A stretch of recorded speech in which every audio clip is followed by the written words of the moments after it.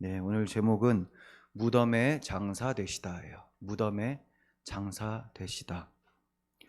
지난번 내용은 예수님께서 십자가에서 못 박혀 엘리 엘리 라마 사박다니 나의 하나님 어찌하여 나를 버리셨나이까 하고 외치시고 또 그 영혼이 떠나가시니 성소 휘장이 위에서 아래로 찢어졌다라는 그런 기록들을 보았습니다. 이것을 본 백부장은 이는 진실로 하나님의 아들이었도다라고 고백까지 하게 되었습니다. 이러한 주님의 십자가 죽음은 하나님께로 나아갈 수 있는 길을 자기 육체로 여셨다는 것이고, 하나님께서 구원을 위해 계획해 놓으신 것을 예수께서 십자가에서 다 이루셨다라는 것을 나타내는 것이었습니다. 이어지는 내용이 오늘 본문인데요. 본문은 주님께서 죽으셨기 때문에 이제 그대로 두지 않고 무덤에 장사 지내는 내용이 나옵니다. 우리가 이런 본문을 대하면서 강조해야 될 부분이 뭐냐면, 예수님께서는 정말로 십자가에서 죽으셨다라는 겁니다. 정말로 죽으셨기 때문에 장사 되셨다라는 점이죠. 그리고 경비병을 보내서 이 돌무덤을 지키게 했다라는 사실, 이것도 강조되어야 됩니다. 자, 왜 이러한 사실들이 강조되어야 되냐면, 예수님께서 잠깐 기절하신 것이 아니라 진정으로 죽으셨다라는 것이 이 본문을 통해서 입증이 되기 때문에 그렇습니다. 거짓의 아비 마귀가 추종자들을 통해서 계속해서 교회의 역사 속에 예수님이 진짜 죽은 것이 아니다, 이렇게 거짓말을 늘어놓고 있습니다. 진짜 죽은 것이 아니다. 그럼 뭐냐? 그래서 기절설이라는 것이 등장을 한 거예요. 근데 여기에 많은 사람들이 동조를 합니다. 물론 자유주의 신학자들, 인문학자들, 기적을 믿을 수 없는 사람들, 하나님의 아들을 진짜 하나님의 아들로 보는 것이 아니라 이 땅에서 경건하게 살았더니 하나님의 아들로 인정해 주셨다라는 그런 궤변을 늘어놓고 있는 사람들이 기절설을 주장을 하죠. 자, 이렇게 기절설을 주장을 하게 되면 무슨 일이 발생되느냐? 예수님께서 진짜 죽으신 것이 아니기 때문에 부활 또한 가짜가 되는 것이죠. 그러면 예수님께서 우리의 죄를 가지고 대신 십자가에서 진짜 죽으셔야지만 우리가 정말로 속죄함을 받는 것인데, 진짜 죽으시지 않으셨다면 우리의 속죄가 완전하지 못한 게 되는 것이고, 죄와 사망에서 벗어날 수 없는 부활이 거짓이기 때문에 죄와 사망에서도 여전히 벗어나지 못하고 종로를 탈 수밖에 없다는 것을 가리키는 거예요. 그래서 이러한 잘못된 주장들에 대해서 넘어지지 않기 위해서 우리가 오늘 본문을 깊이 묵상하고 가슴에 깊이 새겨야 되는 겁니다.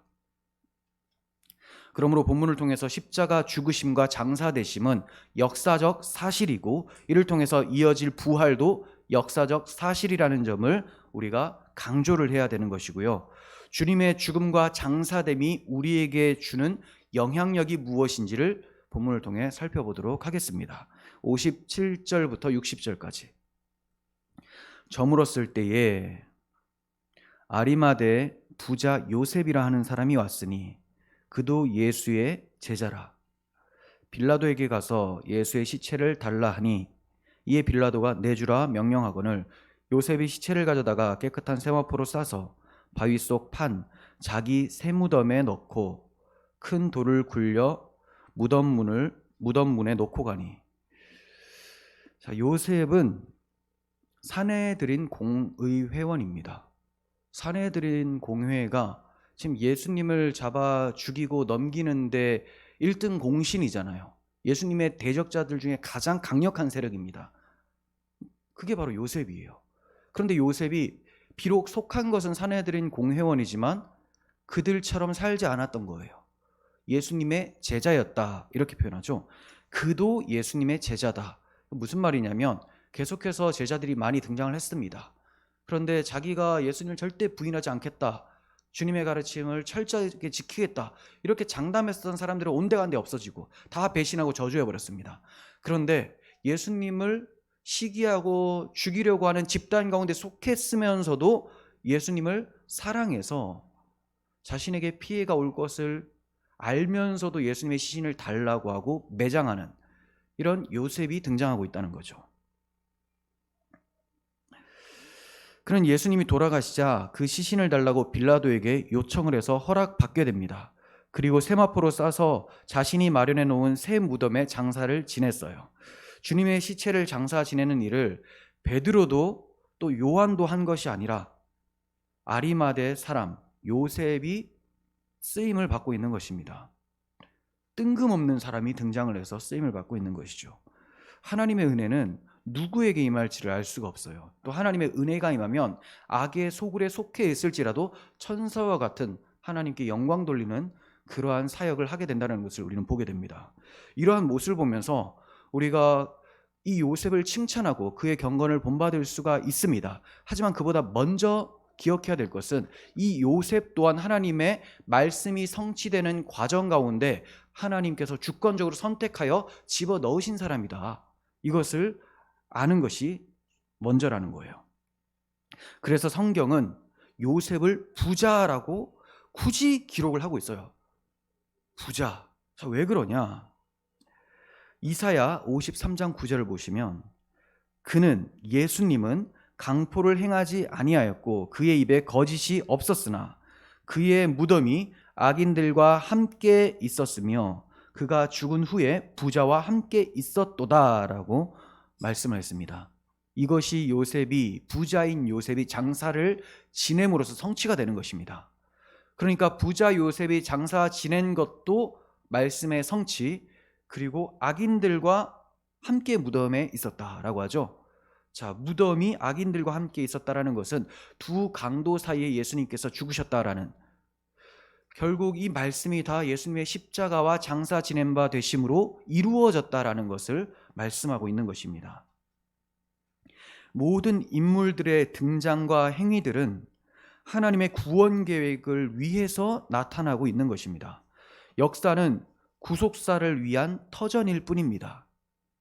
이 역사는 구속사, 하나님의 구원의 경륜을 위한 터전일 뿐이라는 거예요.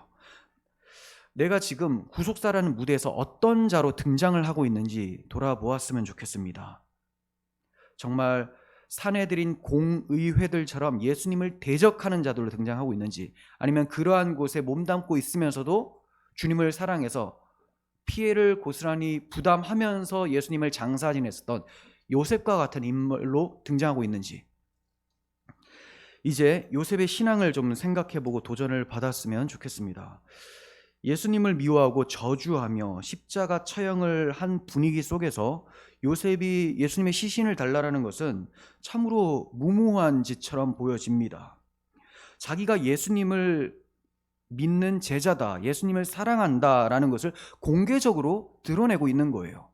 사실 그는 자기가 예수님의 제자라는 사실을 숨기면서 지냈습니다. 지금까지는 그랬어요. 하지만 여러 기적들을 보고 또 십자가에서 죽기까지 하나님에게 복종하며 또 말씀들이 다 성취되는 것을 보면서, 야, 이분은 진짜 하나님의 아들이 맞구나, 이전에도 하나님의 아들인 줄 알고 따랐지만 더욱더 그 믿음이 확고해져서 이제 많은 대적들 앞에서도 자신의 신앙을 공개하기까지 된 것입니다. 요셉이 모든 사람들이 배척하여서 죽임당한 예수님의 시신을 요구한 것은 그가 수많은 사람들을 편에 선 것이 아니라 유일하신 주님의 편에 섰다라는 것을 입증하고 있는 거예요. 그래서 마가는 요셉을 가리켜서 당돌한 사람이다 이렇게 표현해요. 당돌했다. 왜 당돌했냐?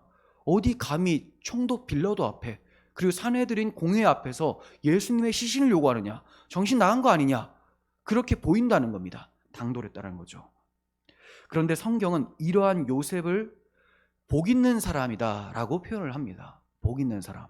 성경에서 복 있는 사람이 어떤 사람이에요? 시편 1편 1절을 보시면 복 있는 사람은 악인들의 꾀를 따르지 아니하며 죄인들의 길에 서지 아니하며 오만한 자들의 자리에 앉지 아니하는 자다, 이렇게 얘기를 합니다. 그러니까 저 대적자들의 모임에 속하지 않고 오히려 학대받고 비참하게 죽임당하신 가난한 바 되신 예수님을 따르는 편에 섰다라는 겁니다. 시편 41편 1절에서 2절 봅니다. 가난한 자를 보살피는 자에게 복이 있으며 재앙의 날에 여호와께서 그를 건지시리로다. 여호와께서 그를 지키사 살게 하시리니 그가 이 세상에서 복을 받을 것이라. 주여 그 원수들의 뜻에 맡기지 마소서. 그를 원수들의 뜻에 맡기지 마소서. 가난한 자를 돕는 사람, 보살피는 사람은 복이 있습니다. 여기서 가난한 자들은 단순히 물질이 없어서 가난한 자들만을 국한하는 것이 아니에요. 악인들에게 공격을 받아서 박해받고 궁핍해진 사람들, 지금 대표적인 인물로 예수님이 등장을 하는 것이죠. 모든 세상이 다 예수님을 죽이고 증오합니다. 그의 가난한 바 되심은 우리 때문이라는 거죠. 이것을 아는 자들은 이러한 가난한 자를 돕게 됩니다. 이 사람이 복이 있는 자다. 재앙의 날에 여호와께서 그러한 사람을 건져 주신다. 이런 예수님께 호의를 베풀지 않은 사람들은 재앙의 날에 하나님의 심판을 받게 되고, 또 예수님께 호의를 베푼 사람은 건짐을 받게 됩니다. 그러니까 구원과 심판은 가난한 바 되신 예수님을 어떻게 대우하느냐에 따라 달라지는 거예요. 쉽게 말해서 예수님이 여러분들의 대적자냐, 여러분들을 위해 십자가에서 죽으신 구원자, 우리 때문에 가난한 바 되신 분으로 알고 그분을 영접하는 자냐, 이것으로 나뉘어진다는 겁니다. 요셉은 이렇게 지혜롭고 복된 길을 택하였습니다. 우리 또한 어떠한 환난과 어려움이 있어도 주님 편에 서는 그런 사람들이 되었으면 좋겠습니다. 또한 요셉은 사내들인 공회원이라고 말씀을 드렸어요. 율법 준수에 철저했을 것이 분명합니다. 따라서 큰 명절쯤에 이방인들과 접촉을 의도적으로 피해야만 되었었고, 또 시체와의 접촉을 멀리해야 되는 입장이었습니다. 그럼에도 그는 의식적 부정을 피하는 것보다 그러한 의식적 규례가 증거하는 참된 경건에 주목하고 더 관심을 쏟고 있었어요. 야고보서 1장 27절, 하나님 아버지 앞에서 정결하고 더러움이 없는 경건은 곧 고아와 과부를 그 환난 중에 돌보고 또 자기를 지켜 세속에 물들지 아니하는 그것이니라. 이것이 바로 하나님이 기뻐하시는 참된 경건입니다. 의식적인 규례가 있습니다. 이거 만지지 말라, 이방인들 피하고 또 시체 만지지 말라, 다 부정케 되지 말라는 겁니다. 그런데 이렇게 하는 이유가 뭐냐? 참된 경건은 바로 하나님께 속해서 하나님의 사랑을 이웃들에게 나누어 주는 것, 이게 진짜 경건이다라는 것을 가르쳐주고 있는 것이죠. 요셉은 이 백성이 입술로는 나를 공경하되 마음은 내게서 멀도다, 사람의 계명으로 교훈을 삼아 가르치니 나를 헛되이 경배하도다라고 하신 예수님의 말씀을 마음에 새기고 자신의 주를 사랑하는 일에 전념했던 사람이었습니다. 우리의 예배와 경건의 모습이 주를 사랑하고 이웃을 사랑하는 마음에서 비롯된 것이 아니라면 헛되이 경배하고 있는 것이 됩니다. 빌라도는 요셉의 요청에 따라 예수님의 죽음을 확인한 다음에 시체를 내주었습니다. 빌라도가 이처럼 까다로운 절차 없이 시체를 내어준 이유는 아마도 그가 예수님이 진짜 반역자는 아니다, 죄인이 아니다라는 마음 때문에 그렇게 했었던 것으로 보여져요. 요셉이 시체를 가져다가 깨끗한 세마포로 싸서 자신이 마련해 두었던 새 무덤에 넣어두고 큰 돌로 무덤 문을 막고 자신은 이제 자리를 떠납니다. 여기서 새 무덤이라는 것은 한 번도 장사를 지내지 않은 새 무덤을 얘기를 하는 거예요. 요셉이 자신의 무덤에 장사한 것은 피해를 감수하면서 주를 향한 신앙의 진실성이 나타난 것입니다. 왜냐하면 무덤에 장사한다라는 것은 이스라엘 백성들에게 좀 중요한 의미를 가지는 것이 되는데요. 무덤은 계속해서 조상들을 장사하고 자기도 장사되고 후손들도 장사하는 그러한 곳입니다. 가족묘라는 거죠. 자, 이것은 자신들이 하나님의 언약 가운데 잠들고 이 언약의 후손들이 계속해서 구원자를 기다린다라는 의미를 담고 있어요. 그런데 유죄 판결을 받아서 처형된 사람들을 이 묘실에 장사 지내면 안 되는 것이 일반적인 관례였습니다. 그래서 이스라엘의 왕들 중에서 악한 일을 행하고 죽은 사람들은 다윗의 묘에 장사되지 못했다라는 기록들이 나오죠. 자, 이와 같습니다. 이런 점을 봐서 예수님이 유죄 판결을 받았기 때문에 자신의 무덤에 장사를 지낸다라는 것은 자기도 유죄 판결을 받은 저와 함께 하는 것이다 라는 것을 고백하는 것이 된다는 거죠. 하지만 그는 진실이 무엇인지 알았습니다. 자기들이야말로 강도와 같은 자들이고 예수님이야말로 하나님의 아들이고 구원자라는 사실을 알았습니다. 언약의 실체라는 것을 알고 자신의 무덤에 예수님을 모셔놓은 거예요. 그럼으로써 우리는 이 언약의 실체가 오셨고 이 언약의 실체를 믿는 믿음으로 주님을 만나게 될 것이라는 신앙을 고백하고 있었던 것입니다.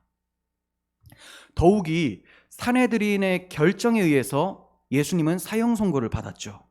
그런데 산헤드린 공회원이었었던 요셉 자신이 이것을 어기면서 장사를 지냈다라는 것은 주를 향한 신앙을 모든 사람들 앞에서 고백하는 모습이었던 것입니다.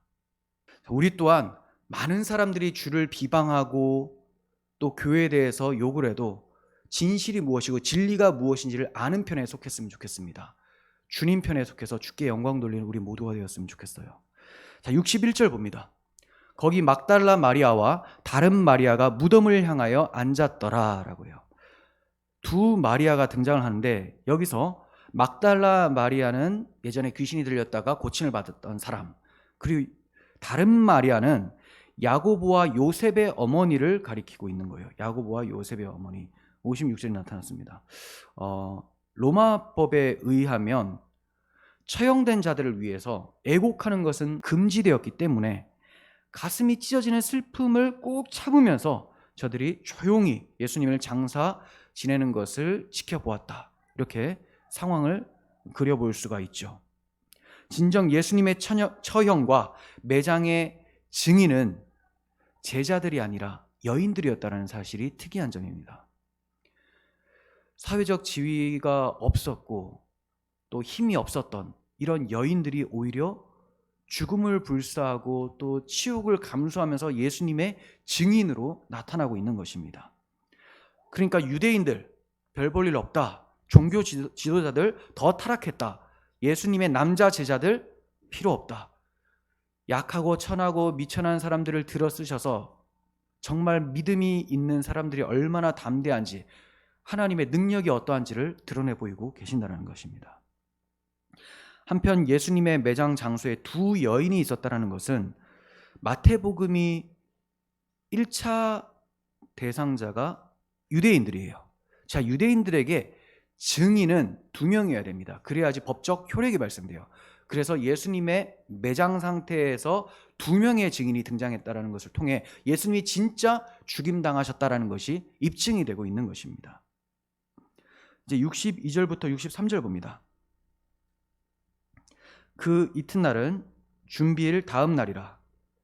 대제사장들과 바리새인들이 함께 빌라도에게 모여 이르되 주여, 저 속이던 자가 살아있을 때 말하되 내가 사흘 후에 다시 살아나리라 한 것을 우리가 기억하노니. 여기서 준비일 다음 날은 안식일을 얘기해요. 그러니까 토요일을 말합니다. 준비일 다음 날. 그럼 준비일은 뭐냐? 6월절이에요. 6월절. 6월절 다음 날이 안식일이었다. 이것을 얘기를 하는 거죠. 마태는 지금 안식일이 6월절 중에 있음을 강조하기 위해서 이렇게 표현을 하고 있어요. 그러니까 예수님은 6월절 어린 양으로 죽임당하셨고 이로써 이제 사람들에게 진짜 안식이 도래하게 된다는 것을 보여주고 있는 것이죠. 대제사장들과 바리새인들이 함께 모였습니다. 자, 언제 모였습니까? 안식일에 모였다라는 거예요. 이전에는 예수님이 안식일에 병든 자를 고쳤을 때 그렇게 비난을 했던 자들이 하나님의 아들 죽이는 데 있어서는 또 하나님의 아들이 계속 널리 영향력을 미치지 않도록 막기 위해서는 율법을 어겨가면서도 모였다라는 거죠. 얼마나 악랄합니까? 그러니까 율법이라는 것도 자기들의 의를 세우기 위해서 존재하는 것이지 그 외에는 필요가 없다는 거예요. 자기에게 조금이라도 불리한 것을 말하게 된다면 율법도 지키지 않겠다. 이게 이들의 신앙이었습니다. 그리고 서로 대적했었던 두 집단, 대제사장과 바리새인들, 원수와 같은 사람들이 예수님이라는 공동의 적을 해치우기 위해서 함께 모였다. 특히나 빌라도에게 주여 하면서 이렇게 모인 거예요. 자신의 주를 못 박으면서 가짜 주를 주여라고 부르면서 대적자들이 함께 모여서 비방을 하는 것이죠. 하늘에 계신 이가 비웃으시며 시편 2편의 말씀이 우리는 생각이 납니다. 오늘날도 주의 교회를 없애기 위해서 전에는 서로 대적자였던 사람들이 갑자기 모여서 한 힘을 이룹니다. 이게 이상한 일이 아닙니다. 결국은 세상은 여러 종교가 있고 그 중에 기독교가 있는 것이 아니라 기독교와 반대 세력 하나밖에 없어요. 모든 종교나 정치 집단이 다 결국은 기독교와 싸움을 거는 것입니다. 하지만 우리는 기독교와 싸움을 건다고 하면 두려움이 찾아올 수 있겠지만 무엇보다 우리의 머리 대신 예수님과 세상이 싸운다. 그렇다면 우리가 어떻게 될까요? 시편 2편처럼 하늘에 계신 이가 비웃으실 때 우리 또한 비웃으면서 승리를 경험하면 되는 거예요. 넉넉히 이기면 됩니다. 그걸 잘 기록하고 있는 것이 계시록입니다. 계시록은 교회가 승리한다는 걸 얘기하는 거예요. 머리가 승리하셨으니 교회도 승리한다. 여러 많은 일들이 있겠지만 반드시 한 사람도 빠짐없이 주의 교회는 다 승리할 것이고 아름다운 주의 신부와 같이 하늘의 예루살렘이 내려올 것이다. 이것이 결과라는 것이죠. 이것을 아는 자들은 그 많은 대적자들이 연합해서 공격할지라도 담대함을 잃지 않게 되는 것입니다. 저들이 모여서 빌라도에게 얘기를 해요. 저 속이던 자가 살아있을 때 말한 것을 우리가 기억합니다. 이렇게 얘기해요. 살아있을 때 내가 사흘 만에 다시 살아날 것이다. 이렇게 말한 것을 기억한다라는 거예요. 자, 저들이 무엇 때문에 이것을 기억하고 있을까요? 예수님의 제자들도 다 잊어버리고 도망가 버렸는데 저들은 왜 기억하고 있을까요? 혹시 모를 부활이나 또 소문을 저지하기 위해서 그 말씀을 기억하고 있는 겁니다. 기억하는 이유가 굉장히 사탄적입니다. 사탄이 말씀을 잘 알고 있죠. 하지만 하나님을 대적하기 위해서 말씀을 잘 아는 것입니다. 우리도 하나님 말씀을 열심히 공부합니다. 여러분, 우리가 공부하는 이유가 뭐예요? 주님의 뜻대로 살고 주님을 믿고 기다리며 주께 영광 돌리기 위해서인지 아니면 자유주의 신학자들처럼 복음을 무너뜨리기 위해서인지 살펴봐야 되는 거예요. 우리가 겸손함으로 하나님께 영광되는 공부를 하지 않는다면 이건 다 나에게 독이 되는 것이고 저 대적자들이 공부하는 것과 마찬가지라는 겁니다. 저들은 성소 휘장이 찢어진 사실을 알고서도 저런 짓을 이어가고 있습니다. 성소 휘장이 찢어졌다는 것은 유대인들이라면, 종교 지도자들이라면 그 의미를 압니다. 하나님께로 가는 길이 열렸다는 거예요. 예수님의 죽으심으로 길이 열렸다는 것을 알면서도 자신들에게 해가 있을까 봐 함께 연합하여 대적하고 있는 모습, 그리고 그 말씀을 악용하고 있는 모습. 64절 봅니다. 그러므로 명령하여 그 무덤을 사흘까지 굳게 지키게 하소서. 네, 사흘이라고 한 것은 예수님이 사흘 만에 부활할 것이다라는 것을 기억하고 있었기 때문이죠. 그러니까 예수님이 진짜로 사흘 만에 살아날 수도 있을 것이다라는 조그만 믿음은 있었을 것 같고요. 또 하나는 대세를 이루는 것은 저 제자들이 예수님의 시신을 훔쳐가서 부활했다고 거짓말할 것이다. 이것을 염두한 것으로 보여져요. 자, 그래서 그의 제자들이 와서 시체를 도둑질하여 가고 백성에게 말하되 그가 죽은 자 가운데서 살아났다 하면 후의 속임이 전보다 더 클까 하나이다. 이렇게 얘기를 하죠. 별의 별 걱정을 다 하고 있습니다. 지금 제자들의 모습이 어떻습니까? 너 예수의 제자였지? 예수의 도당이지? 아니야, 난 저 사람을 몰라. 저주하면서 떠나가 버린 그런 제자들이 이런 일을 한다고요? 말도 안 되는 거잖아요. 아니, 요셉 정도가 지금 엄청나게 경건한 신앙으로서 우리가 본받을 사람으로 등장하고 있는데 나머지는 다 배신자로 떠나버렸어요. 근데 저런 사람들이 혹시나 예수님의 시신을 훔쳐간다? 얼마나 안 해도 될 걱정을 하고 있습니까? 이미 제자들은 다 회의와 절망에 빠져서 흩어진 상태고 자기 목숨이나 부지하려고 숨어 있는 상태예요. 그러니까 이런 자들이 예수님의 시체를 도둑질해서 거짓 소문을 낸다라는 것 때문에 두려워하고 있다면 이 두려워하는 모습이 참으로 불쌍하기까지 보여집니다.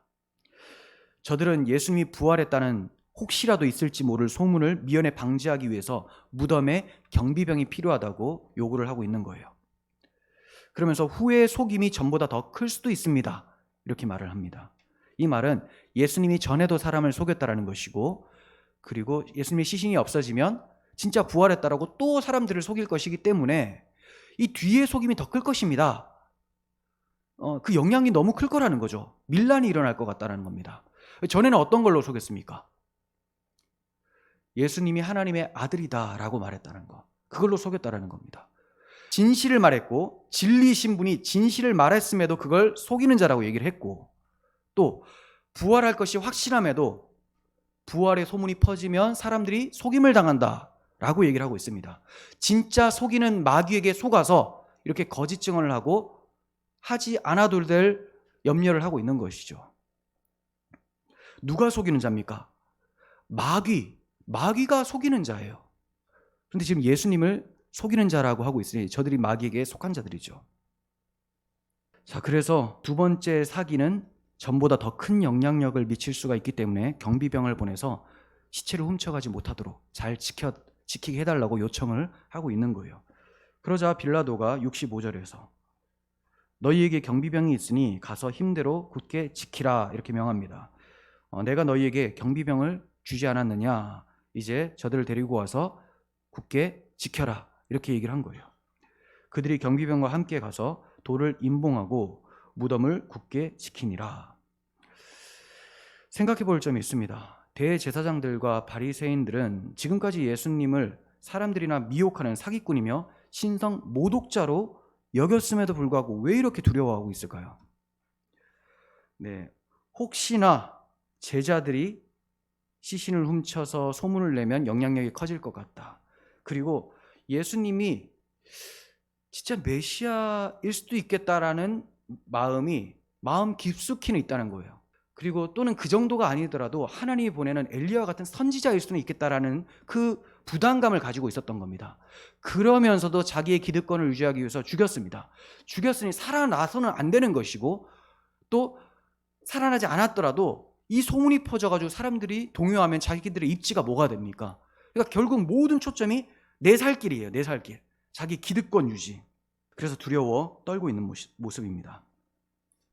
두려움과 근심에 빠진 저들의 행동은 오히려 예수님의 죽음과 부활이 역사적 사실이라는 것을 입증해주고 있는 거예요. 교회의 역사는 이러한 신뢰로 가득합니다. 하나님의 백성들에게 불리해 보이는 것들이 대체로 그들에게 유익한 것이었습니다. 먼저 스데반 집사의 사례를 생각해 봅시다. 스데반 집사님이 돌에 맞아 죽었어요. 앞장섰던 사람은 회심전의 바울이었어요. 자, 이렇게 스데반 집사님이 순교를 하고 나서 교회를 향한 박해가 더 거세지게 되고 교회는 사방으로 뿔뿔이 흩어지게 됩니다. 자, 이게 교회에 악한 결과를 가져왔을까요? 아니라는 거예요. 제가 읽어드릴게요. 사도행전 8장 1절인데요. 사울은 그가 죽임당함을 마땅히 여기더라. 이게 바울이죠. 그날에 예루살렘에 있는 교회에 큰 박해가 있어 사도 외에는 다 유대와 사마리아 모든 땅으로 흩어지니라. 여기까지 보면 큰일 났다. 교회가 위축되겠다. 교회에게 안 좋은 영향을 미치는 거 아니냐, 이렇게 생각할 수 있습니다. 하지만 사도행전 11장 19절에서 21절을 읽어드립니다. 그때 스데반의 일로 일어난 환란으로 말미암아 흩어진 자들이 베니게와 구브로와 안디옥까지 이르러 유대인에게만 말씀을 전하는데, 그 중에 구브로와 구레네 몇 사람이 안디옥에 이르러 헬라인에게도 말하여 주 예수를 전파하니 주의 손이 그들과 함께 하심에 수많은 사람들이 믿고 주께 돌아오더라. 스데반이 죽임당하고 교회 박해가 심해지니 교회에게 안 좋은 영향이 될 줄 알았는데 오히려 이방에까지 복음이 확장되면서 수많은 사람들이 예수님을 믿고 따르게 되었다, 이렇게 증거하고 있습니다. 바울의 사례도 마찬가지죠. 바울이 옥에 갇힌 일이 바울과 그리고 교회에게 악한 영향을 미쳤을까요? 아닙니다. 그가 거기 있었기 때문에 교인들은 바울을 놓고 복음이 확장되기를 또 간절히 기도했었고 더 응집할 수가 있었고요. 바울은 거기에서 66권 정경이 완성될 수 있도록 서신서를 계속 써내려갔었던 것입니다. 결국 그 서신서를 통해서 우리는 정경의 계시를 지금도 받고 있고 교회의 유익이 되어버렸죠. 우리의 생각과는 달라요. 바울이 감옥에 갇히면 안 돼, 절대 안 돼, 스데반이 죽었다니 큰일 났다, 저 경건하고 성령 충만한 사람이 죽었다, 교회에게 큰 악한 결과가 있겠구나. 그게 아니라는 겁니다. 하나님의 일은 모른다는 거예요. 그냥 우리가 어떤 일을 당해도 하나님만 믿고 의지하면 만사 형통할 것이라는 것이 약속이라는 것이죠. 교회사에서 피의 메리로 불렸었던 영국의 잔인한 메리 여왕의 박해는 어떠한 결과를 가져왔을까요? 영국의 종교개혁을 일으키고 그리스도께 더욱 가까이 가도록 이끌었을 뿐입니다. 교회로 하여금 더욱 기도하게 하고 성경에 집중하도록 만들었습니다. 우리가 진정 그리스도인이라면 이런 교회 역사 속에 나타난 하나님의 주권적 섭리로 인해서 위로와 용기를 얻어야 되는 거예요. 우리가 사는 세상은 마치 공중의 권세 잡은 자 마귀가 주인처럼 행사하는 것처럼 보여지지만 그 마귀까지 사용하시면서 합력하여 선을 이루게 하시는 것이 하나님의 뜻입니다. 우리는 그 하나님의 손 아래 펼쳐진 세상에 살고 있는 것임을 기억해야 되는 것입니다. 세상의 힘은 온 세상의 왕이신 하나님의 손 안에 도구로 사용될 뿐이라는 것이죠. 세상의 권력, 돈, 명예, 심지어 박해, 이 모든 것들이 교회를 치고 들어온다 할지라도 이것은 하나님의 교육 도구로서 교회에게 유익을 주시기 위해서 사용하는 것이라는 것을 기억하셨으면 좋겠어요. 고통의 날이 점점 엄습하고 세상은 더욱 어두워만 가는 것 같습니다. 앞서가신 예수님을 바라보고 참고 견뎌서 마침내 주의 날을 맞이하게 되면 이 모든 어두움은 새벽 빛 같은 예수님이 오시기 전의 상태라는 것을 깨닫게 될 것입니다. 새벽에 빛이 비치기 전에 가장 어두웠던 것처럼 주님 곧 오실 것이기 때문에 우리는 흑암을 살고 있는 것입니다. 하지만 흑암 속에 발을 딛고 살지만 빛 대신 주님을 가슴에 새기고 살아가는, 주께서 말씀하신 대로 너희는 세상의 빛과 세상의 소금이다, 이 말씀을 기억하면서 빛 대신 예수님이 오실 날을 기대하면서 사셨으면 좋겠습니다. 저 대적자들이 경비병을 통해서 돌에 임봉을 하고 무덤을 굳게 지키고 있었던 모습은 마치 다니엘을 사자굴에 넣고 사자굴을 임봉하고 지켰었던 그 모습을 연상케 합니다. 다니엘서 6장 17절 보시면 이에 돌을 굴려다가 굴 어기를 막음에 왕이 그의 도장과 귀족들의 도장으로 봉하였으니 이에 다니엘에 대한 조치를 고치지 못하게 하려 함이었더라. 초대 교회 때부터 다니엘이 갇혀 있었던 사자굴에서 무사히 나온 것은 예수님께서 무덤에서 부활하신 것의 예표로 해석이 되어 왔습니다. 그리고 예수님의 부활만을 가리키는 것이 아니라 그리스도 안에 담겨 있는 모든 성도들도 다니엘과 같이 이처럼 사자의 입을 막고 마침내 사자굴에서 나오게 될 것이다, 이것까지 적용을 시킬 수가 있는 거예요. 그래서 베드로는 마귀를 우는 사자와 같다라고 하죠. 하지만 주님께서 부활 승리하셨기 때문에 우리도 그 우는 사자의 입을 틀어막고 승리를 할 수 있는 것입니다. 이제 그리스도께서 죽으실 뿐 아니라 굳이 장사 지낸 바 되신 이유에 대해서 살펴보고 정리하려고 합니다. 주님께서 죽으신 것뿐만이 아니라 왜 장사 지낸 바까지 되셨어야 되는가? 5가지로 말씀을 드리겠습니다. 첫 번째, 주님이 진정 죽으셨다는 사실이 분명히 드러나도록 하기 위해서 장사 지낸 바 되신 거예요. 주님께서 십자가에서 죽으시자마자 바로 부활하셨다면 저 죽은 거 아니다, 기절한 것이다, 이렇게 말이 나오겠죠. 그래서 주님께서는 무덤에서 3일 동안 계셨습니다. 3일 동안 완전히 죽은 거예요. 우리도 3일간 장사를 지낸다는 것은 이 사람 진짜 죽었다, 떠나보낸다는 의미죠. 그러나 주님께서 이 무덤에서 부활하심으로 주님의 죽으심도 사실, 부활도 사실이라는 것이 입증이 되었습니다. 자, 그리고 주님의 장사되심은 이 땅에서 가장 낮아지는 순간이에요. 주님의 비하라고 합니다. 하늘 보좌 우편에 계셨던 주님께서, 하나님과 동등하신 본체이신 하나님께서 이 땅에 성육신하셨어요. 비하죠. 그리고 우리와 같이 사시면서 고난을 받으셨습니다. 십자가에서 죽기까지 낮아지셨습니다. 그리고 장사된 바 되셨습니다. 장사된 바. 여기까지 낮아지는 것이 주께서 우리를 대신하여 완전히 낮아지시고 우리가 이러한 상황에 처해야 되는데 주님이 무덤에 장사된 시신처럼 되어버리셨다. 아니, 시신이 되어버리셨다. 이것을 나타내는 것이죠. 너는 흙이니 흙으로 돌아갈 것이라 라고 한 그 저주가 우리에게로 온 것이 아니라 주님께로 간 것입니다. 동시에 우리는 그러한 비참함에서 온전히 구원받았다라는 확신을 할 수 있게 된 거예요. 세 번째는 주님이 장사되신 것은 이제 더 이상 우리에게 형벌의 무덤은 존재하지 않는다. 우리는 생명의 부활에 이르기까지 고요하고 평화로운 안식처로서의 부활의 무덤에서 잠시 쉬게 될 뿐이다. 이것을 말을 하고 있는 것입니다. 그러니까 우리가 죽음을 당하고 또 무덤에 묻히는 것, 이거 비극 아니라는 거예요. 이미 형벌의 무덤은 끝났습니다. 우리는 부활 소망을 가지고 깨어나기 위해서 주님께서 잠깐 쉬라 라고 말씀하시는 거죠. 조용합니다. 안식처입니다. 여러분 두려워하지 마십시오. 네 번째, 주님이 장사되신 것은 주님이 부활하신 것을 볼 때 친히 자신의 몸으로 죽음을 이기셨으며 죽음을 멀리 던져버리셨다는 것을 분명히 드러내시기 위해서, 친히 예수님이 죽음을 이기시고 던지셨다, 승리하셨다는 것을 알게 하기 위해서. 다섯 번째, 우리가 죽어도 장사 지낸 바 되더라도 우리의 몸은 주님의 부활하신 몸과 같이 부활하게 될 거라는 부활 소망을 확고히 가질 수 있도록 하기 위해서 주께서 장사되신 바 된 것입니다. 이러한 유익을 위해서 주님이 죽으시고 장사되셨어요. 그렇다면 우리가 이 땅에 있을 때 이 복음을 들어야 되지 않겠습니까? 주님이 십자가에서 죽으시고 장사되셨다, 부활하셨다, 이 복음을 들어야지만 앞서 말씀드린 5가지 유익을 우리가 경험할 수 있는 거 아닙니까? 그러므로 복음 전파가 너무나 중요하고, 복음이 전파되는 이 순간에 지금도 죽어있던 영혼들은 살아나고 있다는 것입니다.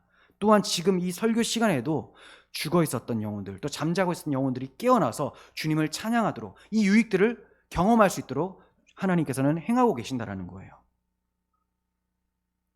요한복음 5장 25절, 진실로 진실로 너희에게 이르노니 죽은 자들이 하나님의 아들의 음성을 들을 때가 오나니 곧 이때라. 듣는 자는 살아나리라. 네, 주님께서 이거 진짜다, 진짜다, 이건 거짓이 없는 진리의 말씀이다 라고 당부를 하시죠. 죽은 자들, 하나님을 향해서 죽어있는 죄인들은 하나님의 음성을 들을 때가 오게 되는데 그게 바로 지금이다. 예수님이 이 땅에 오셨고 이제 복음을 성취하실 것이기 때문에 이 복음을 들으면 죽은 자는 살아날 것이다. 살아서 뭐 하는 자가 되냐? 하나님을 예배하고 다시 오실 예수님을 기다리며 하나님 나라를 소망 중에 바라보며 주의 빛된 자녀로 살아가게 될 것이다. 이걸 말씀하고 있는 것이죠. 26절, 아버지께서 자기 속에 생명이 있음 같이 아들에게도 생명을 주어 그 속에 있게 하셨고, 생명이 하나님께 있습니다. 근데 이 땅에 오신 예수님께 이 생명을 주는, 영생을 주는 권한을 주심으로, 자 27절, 또 인자됨으로 말미암아 심판하는 권세를 주셨느니라. 생명을 주시기도 하고 정죄하는 심판의 심판자로도 서게 하셨다라는 겁니다. 이를 놀랍게 여기지 말라. 무덤 속에 있는 자가 다 그의 음성을 들을 때가 오나니 선한 일을 행한 자는 생명의 부활로, 악한 일을 행한 자는 심판의 부활로 나오리라. 지금 우리가 읽은 이 말씀은 2번의 주의 말씀을 들을 때를 얘기를 했습니다. 주의 말씀을 들을 때, 곧 이때다라고 한 그때는 언제입니까? 지금이에요. 우리가 살아 숨쉬고 있는 이때, 주님과 함께 살아가고 있는 이때, 복음을 들으면 죽은 자는 깨어나서 하나님을 예배할 것입니다. 하지만 2번째 이때는 언제입니까? 무덤 속에 있는 자가 다 그의 음성을 들을 때가 오나니, 개인의 종말 그리고 역사적 종말의 때 주님 다시 오시면 그때는 상황이 달라져요. 선한 일을 행한 자는 생명의 부활로, 선한 일을 행한 자는 이 땅에서 주의 복음을 듣고 살아난 자를 선한 일을 행하는 자라고 하는 거예요. 하나님의 아들의 음성을 듣는 그 사람, 그래서 복음을 위해 헌신한 그 사람은 생명의 부활로 나오게 됩니다. 하지만 악한 일을 행한 자, 예수 그리스도를 거절하고 거부하며 대적했었던 이런 사람들, 심판의 부활로 나올 것이다. 우리는 전자의 부활을 꿈꾸는 하나님의 백성들입니다. 그러려면 이 땅 가운데서 우리에게 계속해서 주의 복음이 들려져서 하나님께로 산자답게 깨어서 살아가야 되는 것이고, 세상에 잠들어 있는 자들, 영혼이 죽어 있는 자들에게 예수 그리스도의 생명을 부어주기 위하여 복음을 전해야 하는 자들로 살아가고 있는 거예요. 정리하겠습니다. 우리가 살펴본 것은 죽으심과 장사됨은 역사적 사실이라는 것을 살펴보았습니다. 또 요셉의 경건한 신앙, 사람들의 눈이나 지위를 염려하지 않고 오직 그리스도에 대한 사랑으로 행동했었던 그의 신앙을 본받을 필요가 있습니다. 그리고 세 번째는 죽으신 주님의 영향력이 여전히 두려워서 무덤을 지키는 사람들을 보았습니다. 세상은 지금도 그렇습니다. 여전히 죽으신 예수, 부활하셨다는 것을 부인하면서 부활하신 예수 그리스도의 몸된 교회를 박해하고 있습니다. 하지만 주님이 승리하셨듯이 교회는 승리하게 됩니다. 마지막 네 번째는 죽으심과 장사됨으로 우리가 살아났다는 거예요. 복음의 중요성, 복음 전도, 우리는 마침내 승리할 것, 이것을 가슴에 새기고 하나님 나라를 위하여 전진하는 우리 모두가 되었으면 좋겠습니다. 기도하겠습니다. 하나님 아버지, 예수님께서 십자가에서 우리의 모든 죄를 대신하여 죽으신 것으로 그치지 않으시고 이 죽으심이 정말 확실한 역사적 사실이라는 것을 하나님의 백성들에게 가르쳐 주심으로 우리의 구원이 확실하다고 확신할 수 있도록 해주심에 감사드립니다. 하나님, 이 주님의 죽으심과 부활을 흔들려고 하는 자들이 여전히 존재합니다. 기독교라는 이름으로 둔갑하여 가만히 들어온 자들이 있습니다. 하나님, 저들의 간계에 속지 않게 하여 주시고 속이는 자의 꾀임에 빠지지 않게 하시고 주님의 죽으심과 부활을 굳게 믿으며 우리 또한 그 부활에 참여되는 그날을 바라보며 살게 하여 주시옵소서. 우리 구주 예수 그리스도의 이름으로 기도합니다. 아멘.